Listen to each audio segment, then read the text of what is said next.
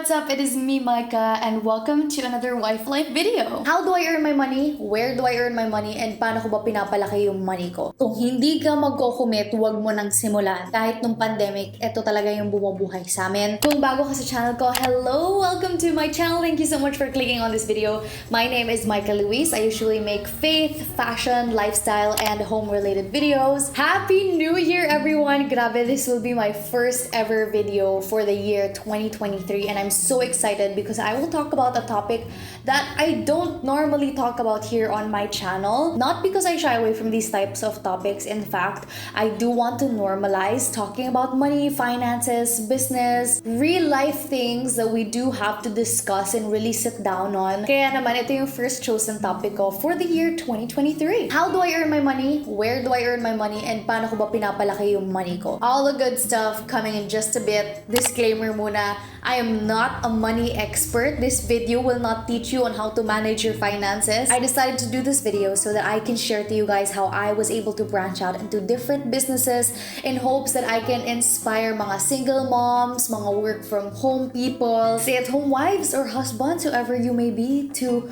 hopefully do the same. Or you know what? Do it much better than how I do it dahil entry level pa lang naman ako. Get ready, this is gonna be a kwentuhan sit-down video. First and foremost, what do I do for a living? Before I started working on social media, which was around 5 to 6 years ago, I was first a host. Ever since first year college ako, I got into hosting. There's a whole story behind that. I can tell you guys that on another video if you're interested about my hosting journey. And I fell in love with the profession so much that after college, I decided to pursue it. Upon deciding na I would host full-time, I knew na hindi naman ako parating makakakuha ng hosting gigs, especially since I was starting out pa lang. With that knowledge, I knew that I couldn't put all my eggs in one basket.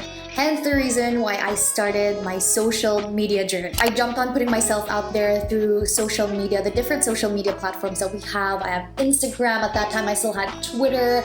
And of course, I tried to grow my YouTube channel. Yun talaga yung main driver ko. I chose this path because I love content creating. I love expressing myself creatively through photo and video because I did graduate media production from Assumption College, San Lorenzo. Sabi ko talaga sa sarili ko nung time na yon na kung hindi ka magko-commit, huwag mo nang simulan. But there was willingness inside of me and I was excited with the idea of growing on social media. So a lot of you may ask, kaya I'm gonna put it out there already. Yes, these two jobs are my main sources of income, my hosting job and my social media job, but my main source of income is really my hosting job.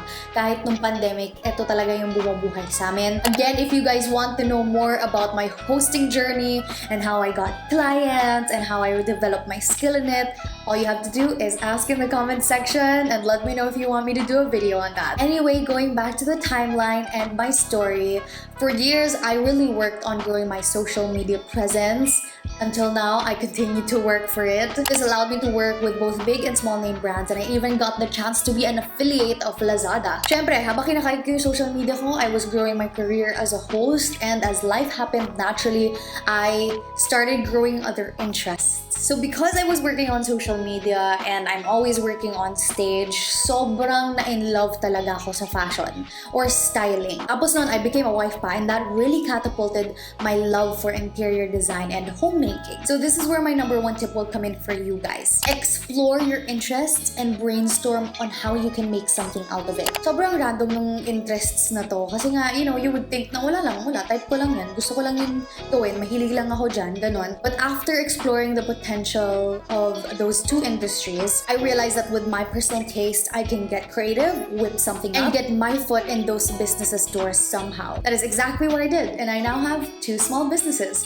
The first one that came about is Our Home Story. It was supposed to be an Instagram account na sinimulan ko lang para ma-share ko yung process ko for design, how I style our home. Ako kasi I love sleuthing for mga home goods that are one of a kind, unique, vintage, things that you really won't find na mass-produced. This led me to finding suppliers randomly on social media. What started out as an inquiry grew into an idea, and I actively worked on making that idea into a reality. So now I have a small, yes, maliit pa lang, very small startup furniture business that focuses on selling small marble or natural stone tables and as well as upcycled chairs.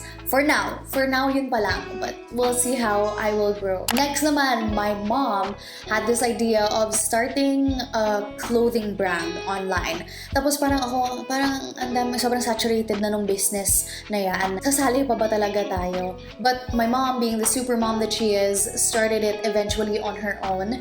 And I saw the potential, and I knew that she needed help with social media management as well.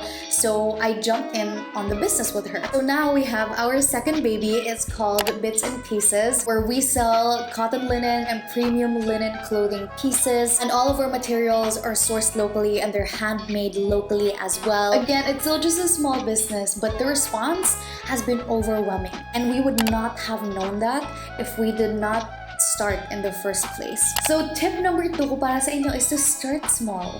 I think we all have the mentality na kapag magsisimula ka ng business, kailangan ang taas-taas ng capital. You're gonna put a lot of money in it. Kailangan maraming bagong equipment, maraming taong involved. Most of the time, that's not really the case. It's more of an excuse not to start. In fact, just to inspire you guys, I know of a business that earns around 6 to 7 digits in a month. And there are only 2 of them who are actively working on the photography of the product, the social media managing, the interacting with the clients, the shipping of the product. Yes, that's possible with just 2 people. And they do it all in their house. So ayun, start small. Think about what you want to do. Set aside the right amount of money for it. Again, it doesn't have to be big. Strategize on your execution, make it happen, and see where it takes you. Apart from these 4 streams of income, I sometimes do voice acting and I'm a commercial talent as well. So that is another tip for you guys. Bank on your talents. There's really something that you can get out of that. So now what's next for our small business? Of course, we needed to look for a brand new opportunity in order for us to continue growing.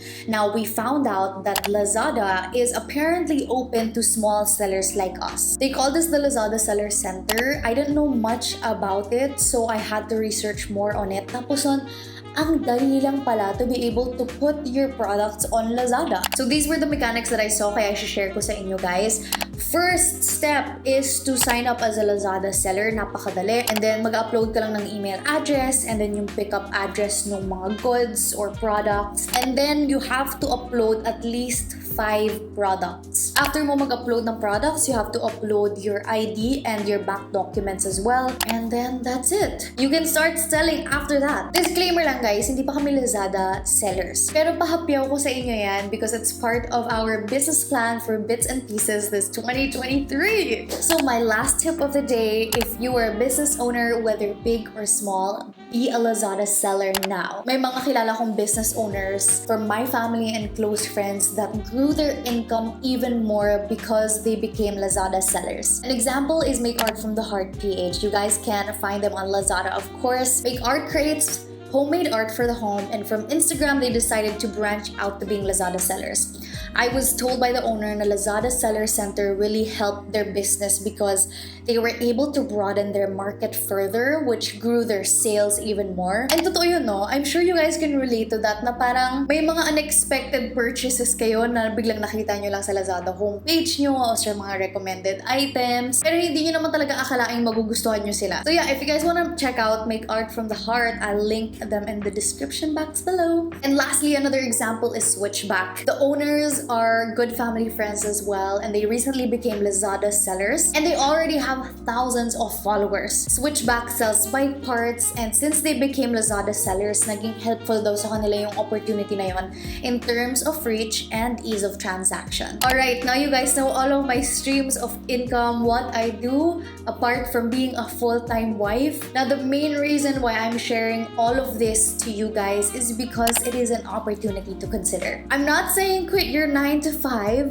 What I'm saying is explore your passions and see where your big ideas can get you. Baka eventually you can earn even more from your supposed sideline than your main job, and you can start pursuing that. Again, we'll never really know unless we try. Alright, that's it for this video, you guys. I hope you enjoyed my first ever video for the year. If you have any questions about being a Lazada seller, let me know know in the comment section how I can help you. I'll also link in the description lahat ng mga kailangan nyo malaman about it. I'm so excited to see how our careers and businesses will grow this 2023. Malay nyo, this year could be the year that you start a new business. Anyway, I'm leaving you guys with love, hope, and faith. For today, you watched me, Micah, Louisse, and I cannot wait to see you